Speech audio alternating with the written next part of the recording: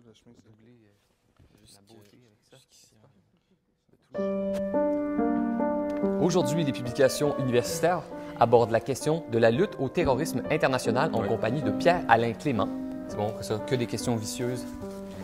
Pierre-Alain Clément est titulaire d'une maîtrise en affaires publiques, d'une maîtrise en sécurité internationale, doctorant en sciences politiques à l'UQAM.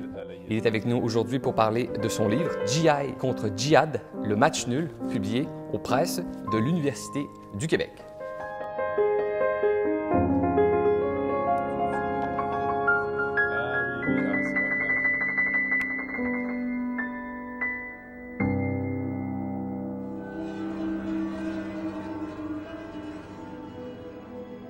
Si on commençait par une définition, comment définir le terrorisme? Alors c'est vrai que la question de la définition du terrorisme a cassé la tête à de nombreux chercheurs, à de nombreux gouvernements. Pour une raison simple, c'est parce qu'on parle de violence politique et évidemment on parle de politique et c'est extrêmement difficile d'arriver avec une approche totalement neutre. Et c'est ce que j'ai essayé de faire dans ce livre. Je définis comme une violence non mandatée, c'est-à-dire qui ne s'appuie pas sur un mandat populaire, comme par exemple une armée qui est là officiellement, légalement, pour défendre les intérêts fondamentaux de la nation. Et troisième élément, une violence qui est à objectif non militaire, c'est-à-dire que la violence du terrorisme ne cherche pas à combattre les forces armées de l'ennemi, mais plutôt utilise une violence symbolique. C'est donc une stratégie avant tout politique qui utilise la violence pour se faire connaître au niveau médiatique, mais qui n'est pas, la violence finalement n'est que secondaire finalement dans le terrorisme, dont l'élément principal c'est évidemment faire passer un message politique, se faire connaître et dans un monde disons où les médias, où l'opinion prend toujours plus d'importance, le terrorisme est vraiment, la violence est vraiment un vecteur privilégié pour se faire connaître. Et dans votre livre, vous parlez de la définition du terrorisme telle qu'elle est accessible dans les textes de l'ONU et vous dites que cette définition est biaisée. Pourquoi un biais dans cette définition? Alors la définition du terrorisme telle qu'elle a été codifiée à l'ONU, c'est en gros n'importe quelle violence qui s'attaque à des civils. Et évidemment, ça pose énormément de problèmes puisque ça soulève deux problèmes. Le premier problème, c'est cette imprécision, puisque on sait très bien que les guerres, surtout au XXe siècle, de plus en plus, la tendance est à l'augmentation. De plus en plus, les guerres frappent les civils. On est maintenant à des proportions où les civils sont plus touchés que les militaires. À la limite, pour mieux survivre à une guerre, il vaut mieux être militaire que civil, quasiment, de nos jours. Donc, une violence qui frappe des civils tout en cherchant à faire peur, c'est la base de n'importe quelle violence politique, de n'importe quelle guerre. C'est donc une pratique courante qui ne permet pas de différencier le terrorisme de n'importe quelle autre violence politique. Et deuxième problème de la définition de l'ONU, c'est qu'elle ne se positionne pas vis-à-vis de ce qu'on appelle le terrorisme d'État. On a par exemple un certain nombre de pays arabes comme la Libye qui voudraient que le terrorisme d'État existe, soit codifié en droit international à l'ONU, de manière à pouvoir critiquer Israël de manière plus convaincante. Et finalement, là encore, comme pour l'étiquette terrorisme d'État est avant tout une étiquette polémique qui permet en fait de discréditer son adversaire. Et donc on voit qu'il y a une ambiguïté en droit international et pour ma part, en fait, je prends la position de dire que le terrorisme d'État n'existe pas et que, puisque le terrorisme est une stratégie qui vise à la reconnaissance. Un groupe utilise le terrorisme pour faire passer un message et être pris au sérieux. Et un État, quasiment par définition, est déjà reconnu. Et donc, pour ma part, je rejette cette idée de terrorisme d'État, mais aussi l'idée d'organisation terroriste par essence. Si je prends l'exemple des organisations militantes palestiniennes, pour moi, ce ne sont pas des organisations terroristes par essence. Ce sont des organisations qui ont des branches armées. C'est pour ça que dans le livre, je n'utilise pas le terme organisation terroriste, parce que pour moi, une organisation qui utilise le terrorisme ne se définit pas essentiellement par ce choix de stratégie, mais par d'autres critères. Et donc voilà pour la définition de l'ONU, qui donc évidemment est le résultat d'un compromis entre tous les États, ce qui nous éloigne de l'analyse scientifique à laquelle les chercheurs sont tenus, et évidemment se place sur le terrain de la politique. Si on comparait les dommages du terrorisme international par rapport à d'autres fléaux dans le monde, est-ce que le terrorisme est une cause grandissante de mortalité dans le monde aujourd'hui? Grandissante, je dirais non. D'une manière générale, dans le monde, les morts violentes, enfin les morts causées par les hommes entre eux ne sont pas des causes majeures. Les guerres arrivent en 60e position dans les causes de mortalité mondiale. D'une manière générale, en termes de mortalité de chiffres bruts, le terrorisme est une cause mineure. Par contre, si on veut parler en termes de dommages économiques, matériels, etc., le terrorisme, oui, cause un certain montant de dommages, mais des chercheurs ont examiné en fait les pénalités engendrées par les réactions au terrorisme en montrant qu'elles étaient bien plus coûteuses, comme par exemple, je pense à toutes les mesures de sécurité dans les aéroports qui ont fait exploser les coûts du transport aérien, toutes les réactions au terrorisme de sécurité en termes de lois restrictives, etc., ont fait augmenter un certain nombre de coûts pour l'activité économique. On sait que la guerre au terrorisme est une lutte assez asymétrique. D'un côté, on a une organisation officielle qui doit respecter théoriquement des conventions internationales, et de l'autre côté, des organisations non officielles qui, elles, ne respectent pas ces règles. On peut aussi parler des moyens asymétriques, très militarisés dans un cas et moins dans l'autre. Est-ce que la guerre contre le terrorisme est gagnable? Le problème, c'est qu'en fait, si on parle de terrorisme, on a affaire à un concept. Et évidemment, faire la guerre à un concept, c'est très compliqué. L'expression guerre au terrorisme a été créée par l'administration néoconservatrice de George Bush. Disons, la guerre au terrorisme, en quelque sorte, est permanente. Alors, parmi les plus critiques des néoconservateurs, on va même dire que c'est fait exprès.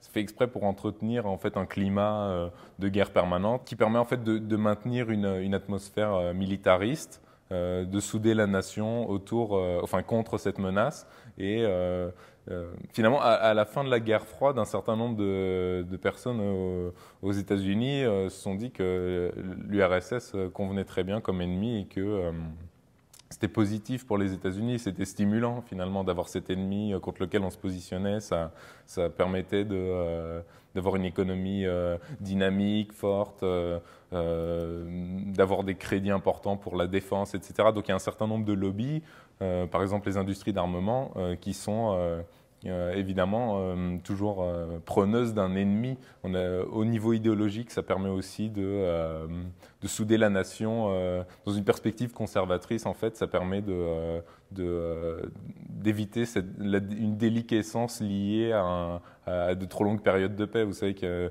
les militaristes vont trouver que la paix, finalement, c'est assez néfaste puisqu'on a tendance à se ramollir. Les néoconservateurs, en fait, ont très peur en fait, du déclin américain. Et en ce moment, les États-Unis sont la première puissance mondiale. On s'est débarrassé de l'URSS. Il faut profiter de ce moment qui ne va pas durer pour répandre au maximum la démocratie, s'il le faut par la force, pour, disons, rallier un maximum de pays aux normes et aux valeurs américaines, pour qu'ensuite, quand une autre puissance va émerger, que l'ensemble du système international soit déjà imprégné de toutes ces normes américaines. Et donc, trouver cet ennemi terroriste, ça permettait donc de souder à l'intérieur des États-Unis et aussi la communauté internationale, où, disons, les clivages partisans s'effacent devant la menace extérieure qui concerne tout le monde. Vous dites qu'il y a une idéologie. Quelle est cette idéologie? L'idéologie d'Al-Qaïda est une branche de l'islamisme. Donc l'islam, deuxième ou première religion du monde. À l'intérieur, il y a une fraction qui estime que l'islam et la politique doivent aller de pair. Et donc ça, c'est ce qu'on appelle l'islamisme. Disons, on a souvent tendance à dire que en islam, religion et politique ne sont pas séparés. C'est vrai que si on prend le Coran, c'est aussi un livre de droit, un traité de droit, mais c'est sujet à interprétation et c'est pas exclu qu'on puisse séparer religion et politique en islam. Mais donc, pour ceux qui estiment que religion et politique sont imbriqués, on va parler d'islamisme. Et à l'intérieur de cet islamisme, qui est déjà une fraction de l'islam, il y a ça se divise en diverses écoles. Cette branche radicale de l'islamisme, on l'appelle le salafisme, c'est-à-dire le retour aux ancêtres, aux compagnons du prophète, donc à l'époque de la naissance de l'islam. Donc salafisme plus djihadisme, les djihadistes étant ceux qui estiment que l'utilisation de la violence est légitime pour revenir à cet âge d'or. Dans les djihadistes, il y en a qui estiment que on peut viser n'importe qui, civils, militaires, musulmans, autres. Dans ce cas-là, on aura par exemple Al-Qaïda, qui est en gros ce qu'on peut trouver de plus radical. Et il y en a d'autres qui vont estimer que non, faire un attentat qui va tuer des musulmans, ce n'est pas permis par la religion, c'est mal. Pour dresser un tableau très général, dans l'islam, il y a islamisme, dans l'islamisme, il y a des radicaux, et dans les radicaux, il y a ceux qui estiment qu'il faut utiliser la violence, et dans ceux qui estiment qu'il faut utiliser la violence, il y a encore ceux qui disent qu'on peut viser tout le monde. Donc là, on a Al-Qaïda. Si on parlait de son contraire, quelle est l'idéologie qui nourrit le néoconservatisme qui est en lutte contre Al-Qaïda? Alors, le néoconservatisme est une tendance qui a été au pouvoir aux États-Unis sous George Bush, donc de 2000 à 2008. Ils sont pour, en fait, un des mots d'ordre du conservatisme, c'est les idées changent le monde. Pour eux, ils ont une vision idéale du système international. Et cette vision idéale tourne autour, évidemment, de l'hégémonie américaine. Il y a de l'idée d'exceptionnalisme américain, de destinée manifeste, tous des thèmes qui datent du 19e siècle, la course vers l'Ouest, etc., la frontière. Pour eux, les États-Unis sont la plus grande nation du monde, la meilleure, et donc, comme ils sont la meilleure, il faut propager ce modèle à tout le monde, et tout le monde va en bénéficier. Ils sont très sincères là-dedans. Ils estiment que la démocratie, effectivement, tout le monde la veut. Et c'est donc normal d'aider ceux qui ne l'ont pas à l'avoir. Il faut que les valeurs américaines soient diffusées au maximum, et y compris par la force,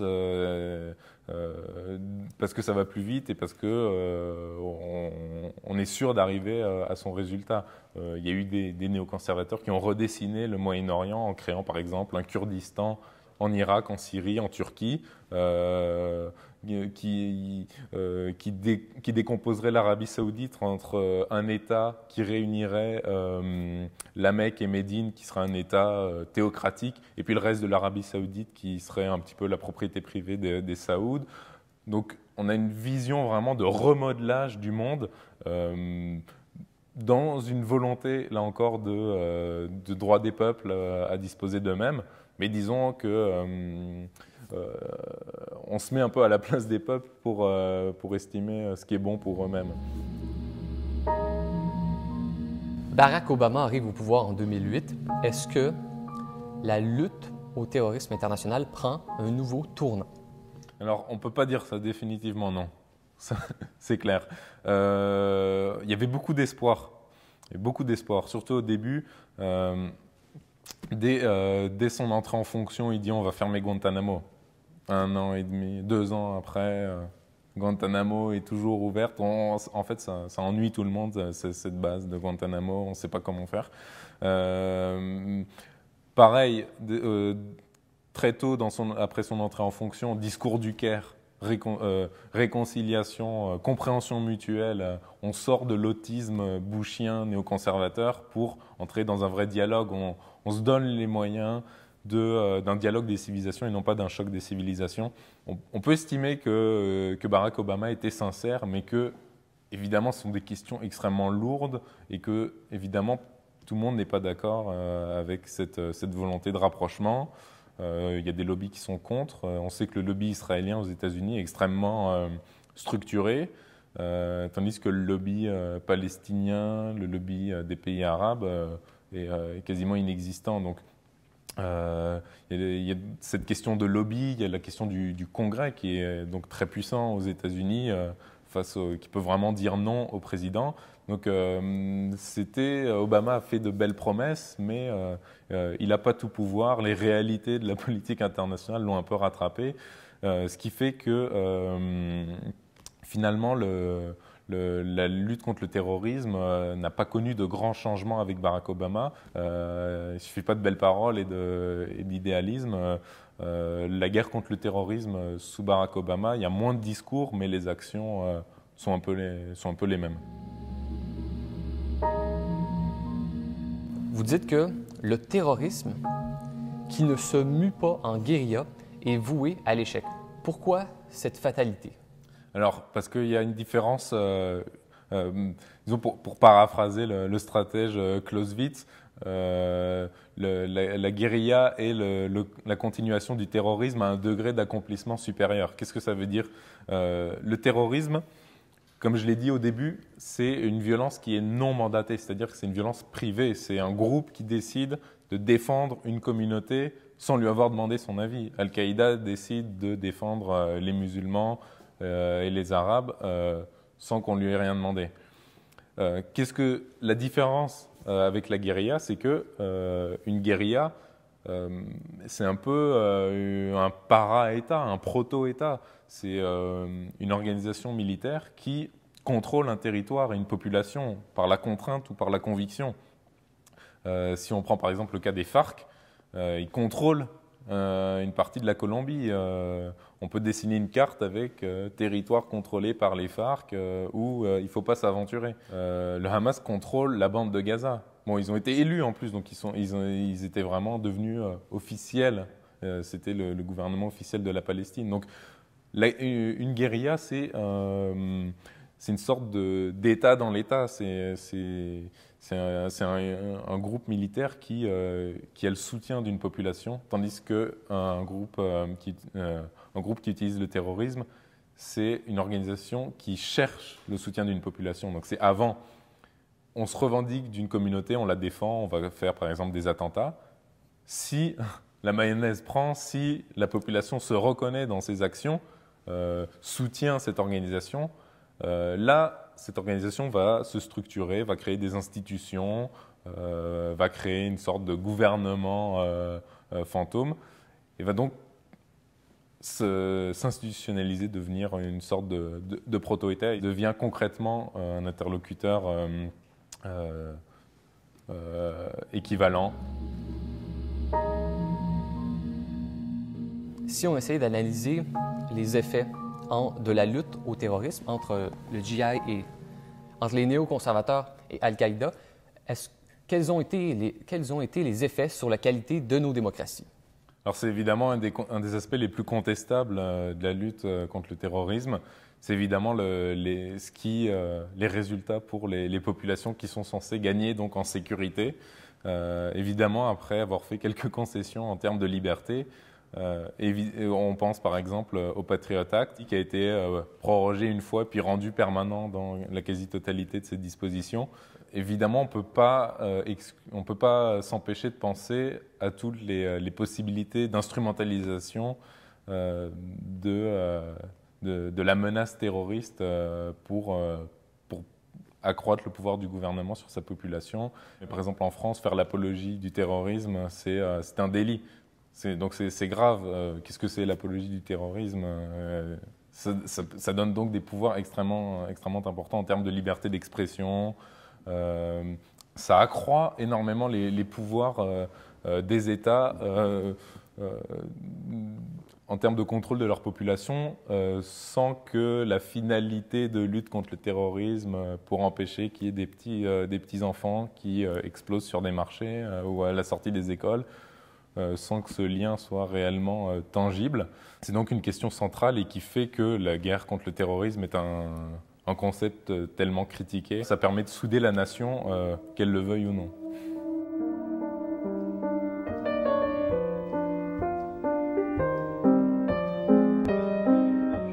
Pour cette deuxième partie d'émission, une entrevue avec Francis Dupuy-Derry, professeur au département de sciences politiques de l'UQAM.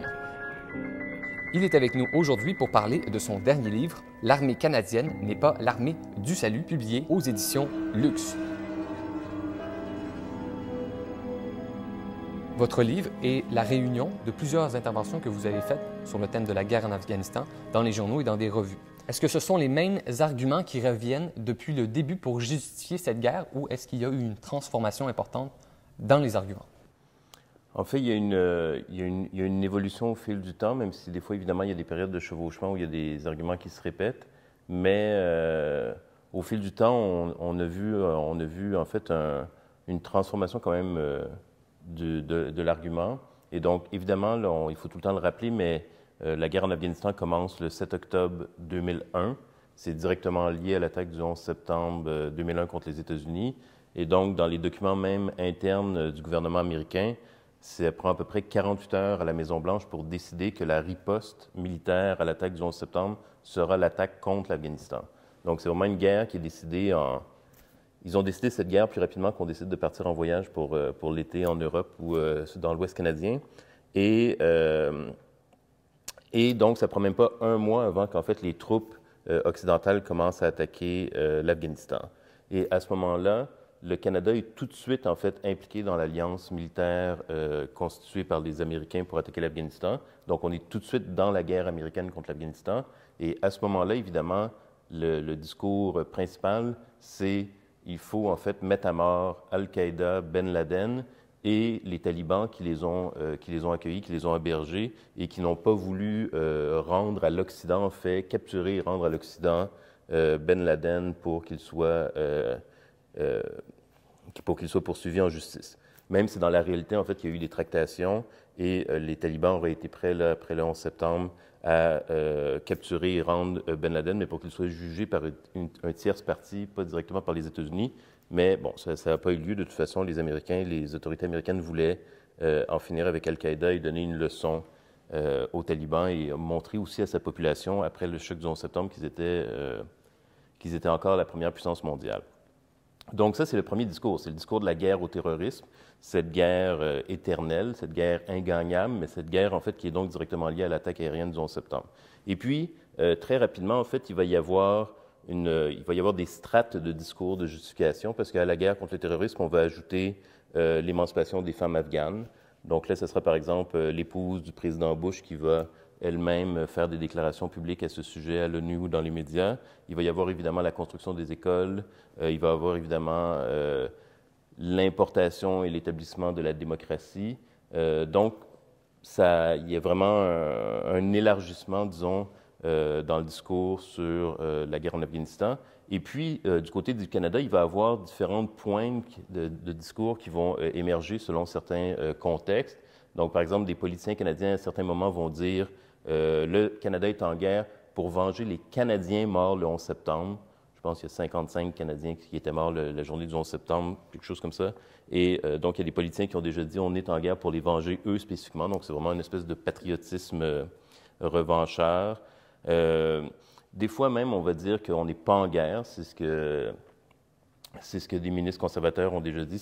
C'est une mission humanitaire, c'est une mission de maintien de la paix, c'est pas réellement une guerre. Il y a déjà eu des ministres qui ont donné des conférences où ils se réjouissaient, par exemple, de l'installation de guichets automatiques à Kandahar, ce qui permettait en fait de faciliter le commerce, des choses comme ça. Donc, il y a différents types d'arguments pour dire que c'est bien que l'armée canadienne soit là.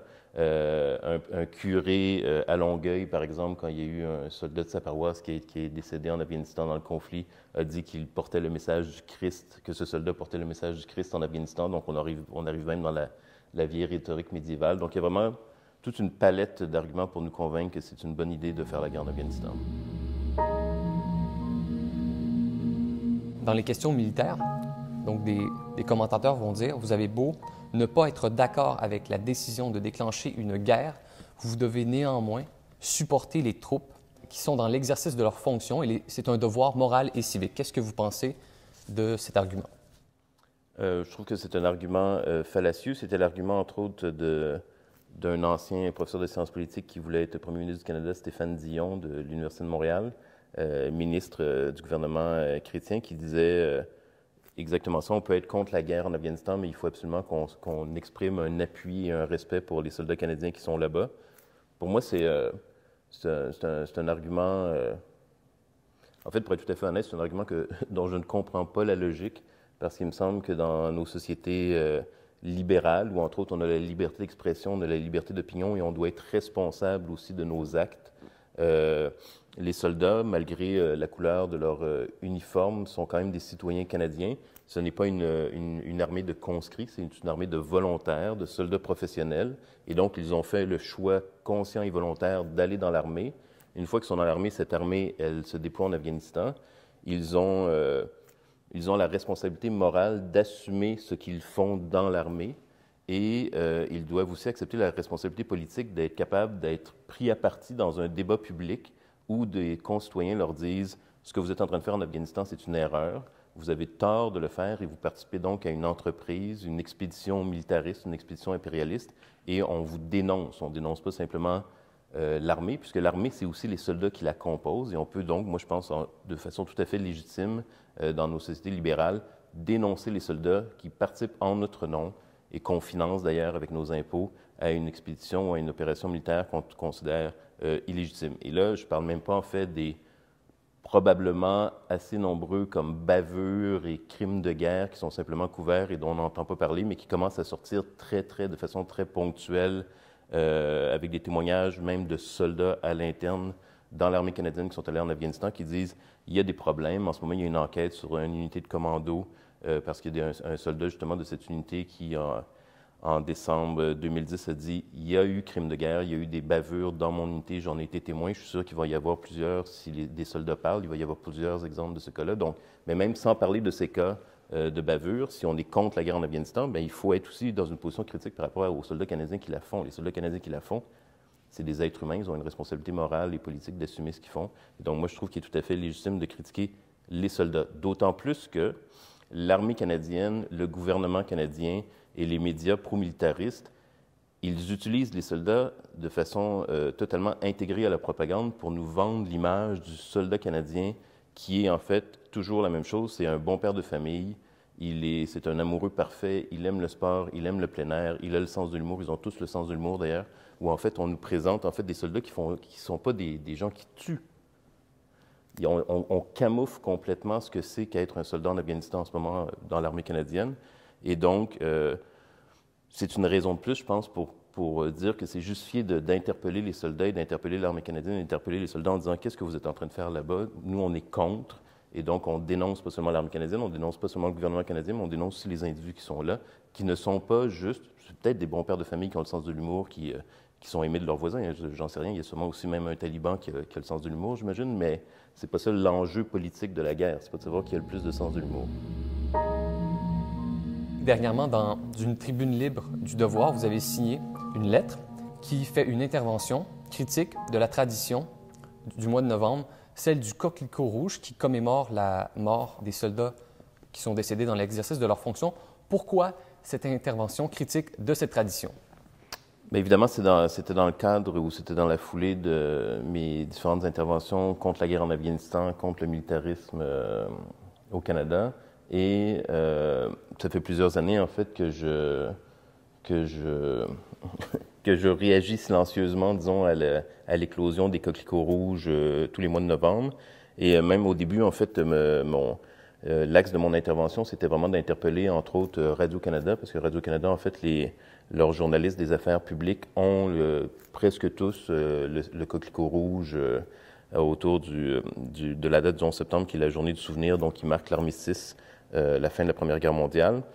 J'avais même en fait écrit à la direction des informations à Radio-Canada et à l'Ombudsman pour savoir en fait pourquoi on permettait aux journalistes d'avoir le coquelicot rouge, alors que dans le code de déontologie des journalistes de Radio-Canada, ils n'ont droit d'exprimer aucune opinion politique officiellement, et que même en fait en 2003, alors qu'il y avait eu les grandes manifestations contre la guerre en Irak qui allait être déclenchée quelques semaines plus tard, il y avait eu des réunions du comité de déontologie à Radio-Canada où on avait expliqué aux journalistes de Radio-Canada qu'ils n'avaient pas le droit de participer à des manifestations contre la guerre, parce que c'était contre leur code de déontologie. S'ils étaient vus dans les manifestations, ça allait entacher la neutralité de Radio-Canada. Et donc, je me disais, bon, s'ils n'ont pas le droit de participer à des manifestations contre la guerre, pourquoi est-ce qu'ils ont le droit de porter les coquelicots en ondes? Et on m'a répondu qu'en fait, effectivement, le coquelicot rouge, en fait, est la seule exception au code de déontologie des journalistes de Radio-Canada, c'est-à-dire qu'ils ont même déjà été obligés de le porter. Maintenant, c'est volontaire, mais effectivement, la plupart le portent.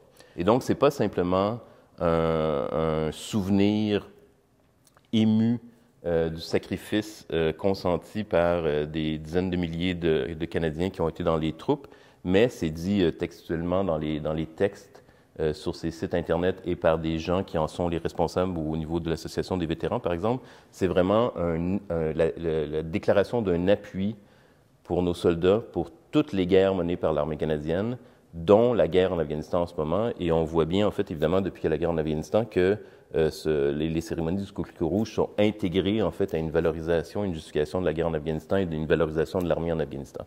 Et donc mon interpellation était surtout de dire que j'imagine que c'est tout à fait normal, disons, et d'un point de vue organisationnel et institutionnel, que l'armée canadienne et que l'État canadien lui-même construisent des statues, des monuments aux morts, organisent des cérémonies le 11 septembre, invitent les familles des soldats morts s'ils ont envie d'y aller, récupèrent un vétéran de la Deuxième Guerre mondiale qui est en chaise roulante et qui a plein de médailles pour le montrer à la population, pour montrer à quel point il y a des gens qui se sacrifient pour nous, mais que, en fait, les civils, donc nous, les civils qui ne sont pas des soldats, on n'est pas obligé, en fait, de se sentir interpellés.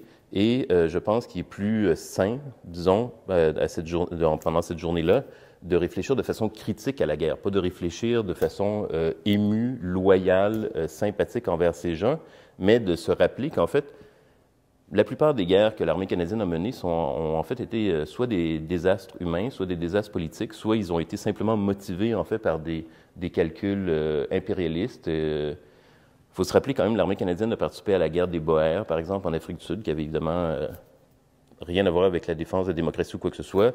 La Première Guerre mondiale, qui encore aujourd'hui est une des grandes énigmes du 20e siècle en termes d'intelligence humaine et de capacité à gérer les conflits. Là, on a mis des millions de personnes dans des tranchées pendant 4 ans qui se tiraient dessus. Donc, on peut bien essayer de nous faire croire que c'était pour protéger la liberté du Canada, mais ça n'avait évidemment aucun rapport, parce que le Canada n'a jamais été menacé là-dedans. La guerre de Corée, aujourd'hui la guerre en Afghanistan, il y a eu la première guerre contre l'Irak. Et donc, il faut avoir un regard critique et il ne faut pas, en fait, dire c'est une grande chose d'aller mourir en uniforme sur les champs de bataille avec le drapeau canadien. Au contraire, c'est une chose terrible. Il faudrait qu'il y ait moins de gens qui soient instrumentalisés par le gouvernement canadien dans des expéditions et dans des opérations qui n'ont rien à voir avec l'intérêt commun des Canadiens, souvent rien à voir non plus avec l'intérêt des populations où les guerres ont lieu. Et donc, il faut avoir une réflexion critique, ce qui, évidemment, est complètement gommé et complètement impossible, en fait, dans le cadre des cérémonies du 11 novembre, qui ne sont, en fait, que des cérémonies tout à fait protocolaires de valorisation de la chose militaire et de la guerre et du sacrifice des soldats. Un soldat qui se sacrifie serait par définition un héros qu'il faut célébrer, et célébrer la mémoire du héros qui se sacrifie, c'est évidemment encourager d'autres personnes à rentrer dans l'armée parce que c'est ça qu'on vend en même temps. Alors que moi, je dis qu'il faut plutôt déplorer, en fait, le sacrifice de ces gens qui ne sont pas tant des héros que des martyrs ou des gens qui ont été instrumentalisés à des fins qui les ont dépassés, malheureusement. Il y a quelque chose de quand même assez général dans les expériences militaires contemporaines. Ceux qui décident du déclenchement d'une guerre n'en subissent jamais les conséquences sur leur santé ou sur leur vie de famille. Voyez-vous la guerre comme le reflet par excellence des inégalités sociales à l'échelle mondiale? Bien, la guerre, en fait, la guerre telle que menée par les États libéraux, en tout cas, est évidemment en elle-même quelque chose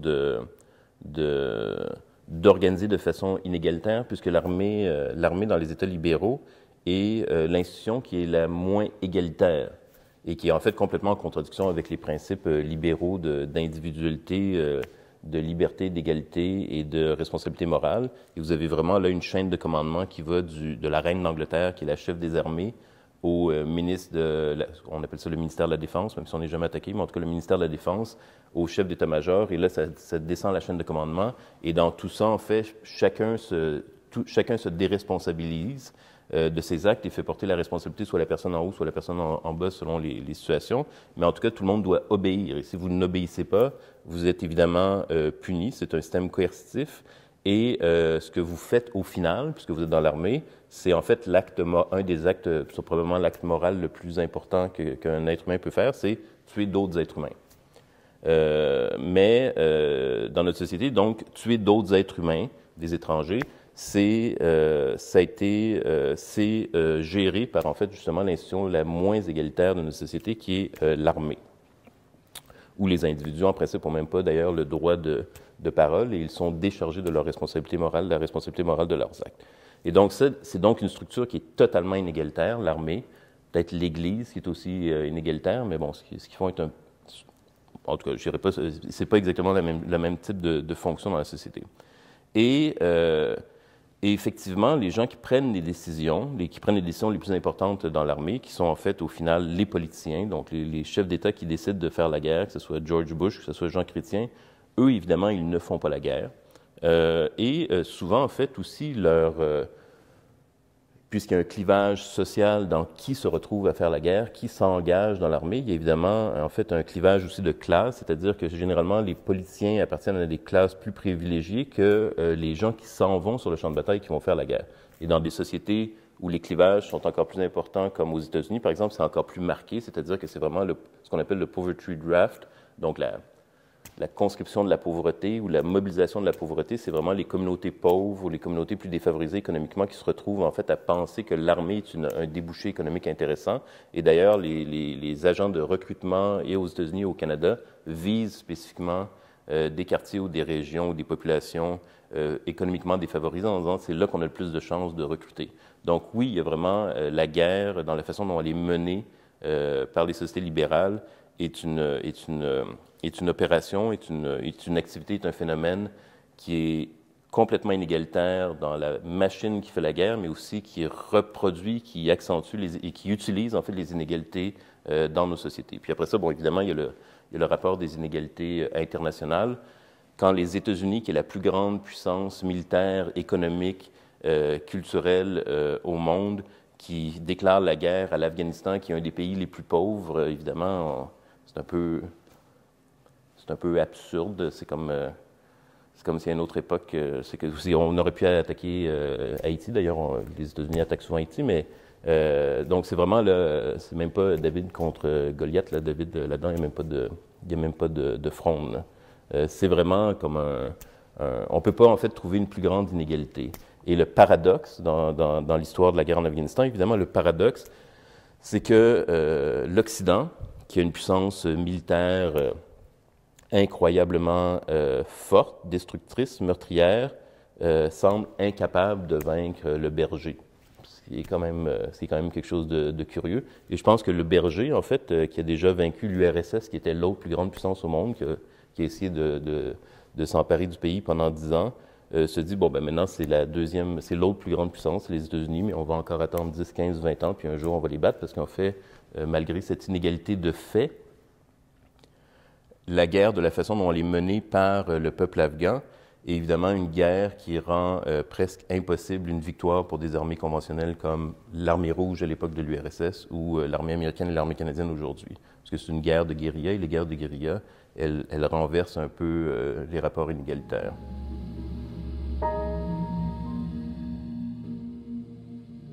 L'intervention militaire en Afghanistan dit viser le développement d'une démocratie dans le pays, met sur la table le schéma de la guerre juste.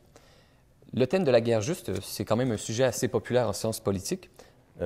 deux choses. Avant de parler de la prétention de fonder une démocratie en Afghanistan, juste revenir sur cette notion de la guerre juste.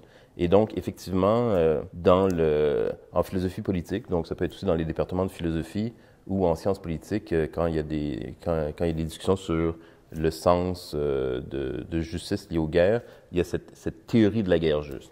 Et donc, la théorie de la guerre juste, elle peut être comprise comme une théorie qui offre en fait des outils d'analyse critique pour évaluer si une guerre est juste, ou elle peut être conçue comme finalement une théorie qui finalement justifie les guerres plutôt que les critiques. Et généralement, les théoriciens de la guerre juste vont penser l'analyse de la guerre selon trois critères. Donc, quelle est la cause de la guerre? Est-ce que la cause est juste? Est-ce qu'on mène une guerre de juste cause? Et généralement, on dira que la cause juste ultime, c'est la légitime défense. Si vous vous défendez, c'est juste. Ensuite, on dira il y a les moyens avec lesquels on mène une guerre. Est-ce que les moyens sont justes? Donc, peut-être que vous avez une cause juste, mais si vous faites simplement envoyer des bombes atomiques sur des populations civiles, c'est peut-être pas la meilleure manière de faire la guerre, donc le moyen serait injuste. Et là, c'est tout donc les débats au sujet des types d'armes. Donc, les mines antipersonnelles, c'est pas bien. Les baïonnettes, à un moment donné, c'était pas bien. Les armes chimiques, c'était pas bien. Les bombes atomiques, c'est pas bien. Donc, il faut faire la guerre, mais en étant gentil, quoi. On tue, mais sans que ça fasse trop mal. Et finalement, il y a les effets. Donc, est-ce que les effets sont justes? Parce qu'évidemment, on peut avoir une bonne cause, on peut utiliser les bonnes armes, mais finalement, le résultat de ce qu'on fait est un désastre, parce qu'en fait, on crée plus de problèmes ou on ne résout pas le problème. Il faut quand même préciser que dans ces critères, dans ces trois axes d'analyse, généralement, l'axe du milieu, qui est les moyens, est l'axe, en fait, le moins important dans la réflexion. Parce que souvent, en fait, on va constater que dans toutes les guerres qui sont menées, finalement, les troupes, ils utilisent toujours un peu des moyens qui ne sont pas tout à fait justes, mais on va écraser ce problème, ou on va le cacher, ou on va le secondariser par rapport à la cause. On trouve toujours une cause juste pour justifier la guerre qu'on fait. Évidemment, la guerre de nos ennemis est toujours une mauvaise cause, mais les guerres que nous, on fait, on a toujours une bonne cause pour les faire. Et donc, oui, peut-être pas gentil parce que finalement, on a lancé des bombes atomiques sur le Japon, mais c'était quand même une bonne guerre parce que finalement, il y avait des bonnes raisons de faire la guerre au Japon. Donc, on trouve toujours des bonnes raisons. Et en ce moment, par exemple, dans la guerre en Afghanistan, les moyens, selon les critères de la théorie de la guerre juste, les moyens utilisés par l'armée canadienne sont injustes selon les critères de la guerre juste et des moyens de la guerre juste. Pourquoi ils sont injustes? Parce qu'il y a un principe de proportionnalité qui devrait être respecté. Or, évidemment, il n'y a aucune proportionnalité entre les troupes rebelles afghanes et l'armée canadienne. L'armée canadienne a des drones, a des satellites, a des lunettes infrarouges, a des véhicules blindés, a des avions, toute une panoplie d'armes. Les miliciens afghans, ils se promènent en pick-up. La plupart sont mi-up à partir de 40 ans. Puis ils ont des kalachnikovs et un peu d'essence et des boulons pour faire des bombes, et c'est à peu près ça. Ils n'ont évidemment pas d'aviation, pas de drone, pas de satellite, pas d'armes infrarouges, etc. Et donc là, il y a une disproportionnalité complète, évidemment, au niveau des moyens. On peut faire des bombardements, on peut lancer des missiles à 10 km et pas eux. Mais ça, évidemment, n'a aucune importance parce que donc, on arrive à la question de la cause et de l'effet. Et donc, la guerre, si on reprend ces axes de justification, elle sera dite par nos élites et par nos élites politiques, mais souvent aussi par nos élites médiatiques et par plusieurs membres de l'élite universitaire, c'est-à-dire les gens en études stratégiques ou en théorie des relations internationales qui sont pour la guerre en Afghanistan ou qui pensent que c'est une bonne idée. La cause sera juste parce que il fallait défendre l'Occident après l'attaque du 11 septembre, ou parce qu'on émancipe les femmes, ou parce qu'on construit des écoles, ou parce qu'on établit la démocratie en Afghanistan. Et donc, l'effet aussi est juste parce que ce serait ça l'effet. Et donc là, on s'illusionne en pensant que c'est réellement ça que l'intervention militaire occidentale est en train de produire en Afghanistan, qu'on a vraiment en fait réussi à émanciper les femmes, qu'on est vraiment en train de construire des écoles, même si au Québec même, on n'est pas capable de construire l'îlot voyageurs, mais apparemment en Afghanistan, on est capable de construire des écoles, qu'on a vraiment en fait établi une démocratie en Afghanistan, alors qu'évidemment, à chaque année, les rapports des organisations des droits de la personne, les rapports de l'ONU, même les rapports de l'OTAN, et même de plus en plus en fait des commentaires des chefs d'état-major et des commandants des contingents britanniques, français, américains, canadiens, disent en fait la guerre en Afghanistan, c'est un fiasco. On a réussi à faire absolument rien de ce qu'on dit qu'on voulait faire ou qu'on fait. Les écoles, si on en construit une, c'est un miracle. Pendant ce temps-là, il y en a 10 qui sont détruites. Les femmes, dans la plus grande partie de l'Afghanistan, n'ont pas plus de droits de fait qu'avant. Les ministres, gouverneurs, chefs de guerre et chefs de police du gouvernement Karzai sont des individus complètement corrompus. Ils sont eux-mêmes misogynes, ils pratiquent eux-mêmes les mariages forcés, ils eux-mêmes trafiquent la drogue, eux-mêmes torturent des prisonniers. Et donc, on est loin de tout ce qui est le critère minimal pour définir une démocratie libérale. On considère qu'il y a eu, aux dernières élections en Afghanistan, 25% des bulletins électoraux étaient en fait des bulletins frauduleux. Donc, au Canada, il s'agit qu'il y ait 3 bulletins électoraux frauduleux dans une urne pour qu'on annule l'élection dans une circonscription. Là, on va à 25% dans l'ensemble du pays, mais on continue à dire, ouais, bon, ben, c'est la meilleure démocratie qu'on peut avoir, alors qu'évidemment, pour nous, évidemment, c'est même pas en dessous du critère minimal d'une démocratie. Donc, en fait, tout ce qui est la justification pour que cette guerre soit juste n'est que illusion ou mensonge, selon comment on le pense. M. Dupuy-Derry, dernière question sur votre livre. L'armée canadienne n'est pas l'armée du salut.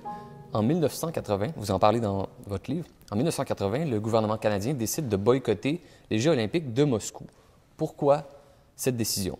Oui, ça, j'avais fait le même exercice, sans parler des Olympiques, en fait, dans le premier livre que j'avais écrit sur la guerre en Afghanistan, qui s'appelle L'éthique du vampire, où j'avais fait un retour, en fait, sur les années 80, puisque je suis d'un âge auguste. Je me rappelle des années 80, j'étais en fait étudiant en sciences politiques à l'époque. À l'époque, donc, c'était l'Union soviétique qui était en Afghanistan. Et c'est un exercice merveilleux de voir comment, en fait, au Canada ou en Occident, on pensait la guerre en Afghanistan menée par l'URSS dans les années 80 et comment on la pense aujourd'hui quand elle est menée par nous. C'est absolument fantastique. Et évidemment, j'ai participé à ça. J'étais tout à fait convaincu que dans les années 80, évidemment, l'URSS était un pays envahisseur. Il avait envahi l'Afghanistan et les Moudjahidines, dont c'était les résistants afghans, étaient évidemment des héros et ils étaient représentés évidemment comme tels. On les avait toujours, en fait, aux nouvelles, au téléjournal, en fin de soirée. Ils revenaient, on les voyait qui descendaient une colline avec un coucher de soleil en souriant et on nous disait, après une longue journée de combat contre l'envahisseur soviétique, le courageux, le valeureux Moudjahidine retourne à son village et là, les journalistes disaient, oui, le peuple afghan vit vraiment des années terribles, etc. Et on était tous comme vraiment solidaires du peuple afghan. Personne nous disait, on ne nous parlait jamais des femmes afghanes, évidemment, ça n'avait absolument aucun intérêt pour l'Occident à l'époque. Et donc, c'est à notre tour d'être en Afghanistan. Et là, en fait, tout s'est renversé. C'est ça qui est fascinant, c'est que tout s'est renversé. Évidemment, maintenant, en fait, les talibans, ben, ils sont jamais souriants. Ils ont toujours l'air féroces. Ils doivent manger des enfants, je sais pas trop. Et c'est nos soldats, évidemment, qui sont les héros. Nous, on n'est pas des envahisseurs. On est des sauveurs. Et tout s'est vraiment renversé dans la rhétorique, dans la façon de présenter les choses, alors qu'évidemment, il n'y avait personne dans les années 80, à part peut-être quelques marxistes-léninistes pro-soviétiques de l'UQAM qui pensaient que l'URSS était réellement en Afghanistan pour sauver le peuple afghan à l'époque. Et pourtant, quand on entend des vétérans de l'armée rouge, donc des gens qui maintenant vivent par exemple au Canada, mais qui ont fait la guerre en Afghanistan dans l'armée soviétique, ils disent, à l'époque, dans les années 80, en URSS, on disait exactement la même chose. C'est-à-dire que le gouvernement soviétique et l'armée soviétique et nous-mêmes, les soldats de l'armée rouge soviétique, nous pensions et nous disions que nous étions en Afghanistan parce que nous avions été invités par le gouvernement marxiste afghan. Il y avait un gouvernement marxiste afghan qui était en fait face à une rébellion. Donc, on avait été appelés à l'aide par le gouvernement afghan. Donc, nous étions légitimes d'être en Afghanistan parce que nous avions été appelés à l'aide. Nous étions là, en fait, pour protéger un gouvernement légitime contre des terroristes islamistes et contre l'islamisme qui avait des principes incompatibles avec le marxisme. Donc, l'islamisme était une idéologie qui avait des principes incompatibles avec le marxisme. Nous étions là, évidemment, pour protéger les petits propriétaires terriens Et nous étions là pour émanciper les femmes. Les marxistes ont des principes juridiques, en tout cas d'émancipation des femmes. Et en Afghanistan, sous le régime marxiste afghan, dans les années 78, 79, 80, en fait, il y a des lois, des décrets qui sont passés au niveau de la loi du mariage, du divorce, etc., qui donnent en fait les droits aux femmes. Les femmes sont obligées d'aller à l'école, les femmes ont le droit de divorcer. Il y a des femmes dans l'armée afghane, il y a des femmes dans le gouvernement afghan marxiste à l'époque. C'était la même chose, c'était exactement la même chose qu'on dit aujourd'hui, sans dire qu'on est marxiste, évidemment. Et donc, il y a les Jeux olympiques de Vancouver l'année dernière. Et là, c'est tout à fait merveilleux parce que, effectivement, le Canada, donc, 30 ans après les Jeux olympiques de Moscou, tient les Jeux olympiques à Vancouver. Et je suis retourné, donc, dans les journaux de l'époque, en 1980, quand l'URSS vient juste d'envahir l'Afghanistan. Donc, l'URSS vient juste de rentrer en Afghanistan et c'est les Jeux olympiques à Moscou. Le gouvernement canadien, comme d'ailleurs plusieurs gouvernements occidentaux, appelle à un boycott des Jeux olympiques de Moscou parce qu'ils disent que c'est inacceptable, en fait, que le gouvernement soviétique instrumentalise les Jeux olympiques de Moscou pour se donner une belle image au monde, pour dire qu'il est, en fait, un État sympathique où il fait bon vivre et où on peut mener des Jeux olympiques en pleine insouciance, alors qu'il est en train d'écraser le peuple afghan. Et donc, le gouvernement canadien à l'époque, conservateur, Joe Clark, puis libéral, a décidé en fait de boycotter les Jeux olympiques de Moscou, c'est-à-dire que les équipes canadiennes ne sont pas allées à Moscou. 30 ans plus tard, c'est le Canada en fait qui est militairement déployé en Afghanistan avec les États-Unis, et c'est le Canada qui accueille les Jeux olympiques. Et vous avez eu en fait des moments absolument fabuleux où, par exemple, à la finale en fait de hockey masculin dans les Jeux olympiques de Vancouver, ce qu'on nous a présenté à Radio-Canada, par exemple, qui présentait les Jeux olympiques, on nous a présenté en fait des images de soldats de l'armée canadienne à Kandahar qui regardaient le match du championnat de la finale de hockey. Donc, on a vraiment fait un arrimage entre l'armée canadienne en Afghanistan et la joie de regarder les Jeux olympiques à Vancouver, dont le hockey masculin, évidemment, et des joueurs de hockey qui, dans les années 80, ont boycotté, en fait, des compétitions sportives de hockey avec les Soviétiques à cause de la guerre en Afghanistan. Maintenant, depuis quelques années, en fait, sont ceux qui vont avec le ministère de la Guerre ou avec le ministère des Affaires étrangères ou avec le premier ministre dans les voyages à Kandahar pour visiter les soldats canadiens, pour leur apporter de l'équipement de hockey, pour jouer avec eux au hockey, pour les divertir. Et donc, vous avez des musiciens, vous avez des personnalités publiques et vous avez des joueurs de hockey, dont des joueurs de hockey canadiens qui, il y a 30 ans, en fait, disaient « il faut boycotter l'Union soviétique parce qu'elle est en Afghanistan ». Et donc là, c'est un retour de l'histoire absolument merveilleux. Vous avez aussi publié un livre aux éditions Éco-Société, Lacrymos, Qu'est-ce qui fait pleurer les anarchistes? C'est un livre où vous avez fait plusieurs entrevues avec des manifestants altermondialistes un peu partout dans le monde. Et on présente souvent les anarchistes comme des adolescents en colère qui brûlent pour brûler et qui saccagent pour saccager. Est-ce que les anarchistes sont complètement dépourvus de tout projet de société? Rapidement, vous avez dit, c'est ça? On va essayer. C'est un défi que je vous lance. C'est un défi. Dites-nous. Oui, mais en fait, ça, c'est vraiment un projet connexe qui est vraiment... J'ai pas fait grand-chose. En fait, j'ai simplement enregistré des militants-militantes qui se disent anarchistes ici et en France. Et après ça, j'ai retranscrit. Donc, c'est des récits. Et la seule question que je leur posais, c'était « Avez-vous déjà pleuré pour des raisons politiques? » Et puis là, les personnes se lançaient, puis je les laissais parler. Et donc, l'objectif de ce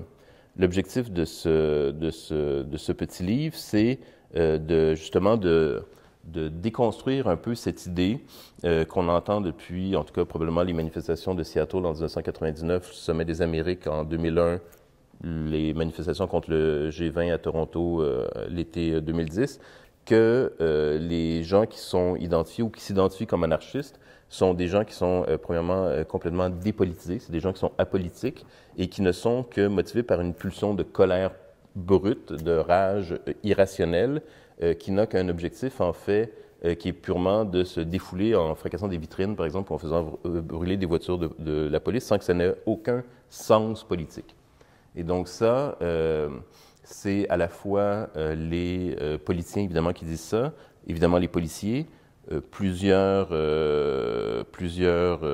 journalistes et même des porte-paroles, des représentants autoproclamés des mouvements sociaux, disons, plus institutionnalisés ou réformistes, comme les syndicats. Et donc, l'idée, c'était de prendre au sérieux cette idée que les activistes anarchistes sont effectivement animés d'émotions fortes, mais de montrer, en fait, ou de révéler que l'émotion n'est pas incompatible avec la raison, que l'émotion n'est pas incompatible avec la pensée politique et avec la volonté politique, et que, en fait, la volonté, la raison et l'analyse politique peuvent s'enraciner, se fonder dans une émotion forte, que ce soit une émotion de joie, une émotion de tristesse, une émotion de colère, une émotion de peur. Et donc, la question « Avez-vous déjà pleuré pour des raisons politiques ?» posée aux anarchistes, ça a ouvert la porte, en fait, à l'expression de ces émotions-là, toujours en lien avec des récits qu'ils m'ont, à ce moment-là, racontés. Ils m'ont vraiment parlé de moments spécifiques. Ça pouvait être des manifestations, des moments où ils sont témoins, par exemple, d'expulsion, de répression et d'expulsion d'immigrants illégaux. Des fois, en fait, les larmes viennent parce qu'il y a une émotion liée à ce qu'ils considèrent comme, ce qui les touche comme étant une beauté de voir la solidarité des gens ou le courage des gens face à la répression. Homophobie, sexisme, la violence du sexisme ou de l'homophobie peuvent faire pleurer aussi des anarchistes. Donc, c'est ce que j'ai essayé de leur faire dire ou de leur faire exprimer. Et c'est quelque chose qui, donc ça c'est vraiment du matériel, je dirais, comme brut, c'est vraiment la parole d'anarchistes qui explique pour quelles raisons ils ont pleuré. On pourrait faire ça évidemment avec d'autres idéologies politiques, c'est pas évidemment le propre à l'anarchisme de pleurer pour des raisons politiques. Les nationalistes peuvent pleurer pour des raisons politiques que les conservateurs, j'imagine, pleurent pour des raisons politiques. Harper a peut-être même déjà pleuré, j'en sais rien. Mais, et donc voilà. Et donc, mais c'est aussi en écho, d'une certaine manière, avec des réflexions, des problématiques développées en sciences sociales ou en sciences humaines depuis plusieurs années, entre autres par les féministes au sujet de l'importance de considérer les émotions ou la position des gens, ou même chez des spécialistes dans les mouvements sociaux en Europe et aux États-Unis qui, en fait, essayent de voir comment on peut ramener la question des émotions pour comprendre, en fait, les mobilisations des mouvements sociaux.